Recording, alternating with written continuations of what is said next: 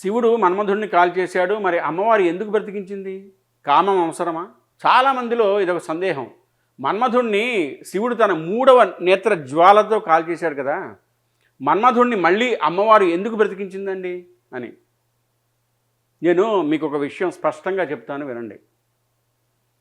అమ్మవారు మన్మధుడిని పుట్టించలేదనుకోండి, మన్మథ బాణములు లోకంలో పడలేదనుకోండి, సృష్టి ఆగిపోయిందిగా. సృష్టి ఆగిపోతే మనం చేసిన పాప పుణ్యాలు పోయేది ఎప్పుడు?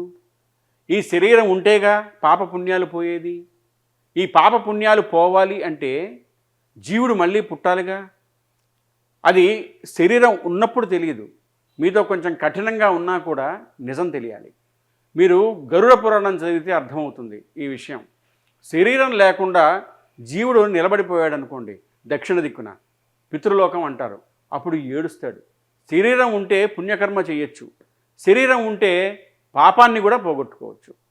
శరీరం లేని జీవుడు ఉండిపోయాడు అనుకోండి, అప్పుడు ఏడుస్తాడు. ఈశ్వర, నాకు ఏదో ఒక శరీరం ఇవ్వయ్యా, శరీరం అంటూ నాకు ఒకటి ఇస్తే ఈ శరీరంతో నేను మళ్ళీ నిన్ను సేవిస్తానంటాడు. కానీ ఇక్కడ ఒకటి ఉంది, ఏ శరీరం పడితే ఆ శరీరం ఇస్తే ఏమీ చేయలేడు. మనుష్య శరీరం ఇస్తేనే చేయగలడు. ఇప్పుడు ఈ మనుష్య శరీరం కావాలంటే ఎలా వస్తుంది? తల్లిదండ్రుల మీద మన్మథ బాణాలు పడితేనేగా. ఈ శరీరం వస్తేనేనా మీరు మళ్ళీ పాపపుణ్యాలు పోగొట్టుకోవడానికి ఈశ్వరుడికి సేవ చేయగలరు. కాబట్టి అమ్మవారు కాముణ్ణి మళ్ళీ సృష్టించడం వల్ల మనమందరం పాపపుణ్యాలు పోగొట్టుకోవటానికి, శరీరాల్ని పొందటానికి అవకాశం వచ్చిందా, లేకుండా పోయిందా? అమ్మవారి అనుగ్రహం ఉన్నట్ట లేనట్ట? అమ్మవారు కాముణ్ణి ఎప్పుడైతే బ్రతికించిందో కామము బ్రతికింది కదా. కామము బ్రతికితే నిలబెట్టుకోవాల్సిన అవసరం ఏమిటి? మీ కామం కనుక ధర్మబద్ధమైతే నువ్వు పితృరుణం నుంచి విముక్తుడైపోయావు. ధర్మబద్ధమైన కామంతో ధర్మపత్ని యందు మనసు పెట్టుకున్నావు. సంతానాన్ని కనడం వల్ల పితృరుణం నుంచి విముక్తుడైపోయావు. ఆస్తిక మహర్షి పుట్టడం వల్ల జరత్కారుడి యొక్క తల్లిదండ్రులు ఆ గడ్డి దుబ్బ ఒంటి మీద చెట్టుని పట్టుకొని కిందకి వేళ్లాడుతున్న అందరూ ఉన్నత లోకాలు పొందారా లేదా?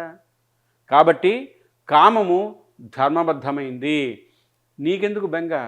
కాదండి, అదే పెద్ద చిక్కు వచ్చి పడిందండి అంటావేమో.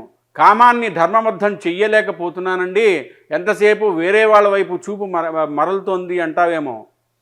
ధార్మికమైన కామం అనుభవించలేకపోతున్నాను, అప్పుడు బెంగలేదు. ఈ విషయం నువ్వు పూజ గదిలో కూర్చుని అమ్మవారికి చెప్పు. అమ్మా, నువ్వు కాముణ్ణి ఇచ్చావు, బాగానే ఉంది, కానీ వచ్చిన పెద్ద చిక్కల్లా, అమ్మా నేను నా కామాన్ని ధర్మంతో ముడి వేయలేకపోతున్నాను, ఆ ముడి వెయ్యలేకపోవటం వల్ల నేను పాడైపోతున్నాను, కాబట్టి అమ్మా నువ్వే రక్షించు అని అడుగు. ఎవరు చట్టం చేశారో వాళ్లే చట్టాన్ని రద్దు చేసినట్టు నువ్వు అమ్మవారి పాదాలు పట్టుకుంటే అమ్మవారు కాముణ్ణి పిలిచి వాడి జోలికి వెళ్ళకంటుంది. ఇంకా దేనికి నీకు భయం?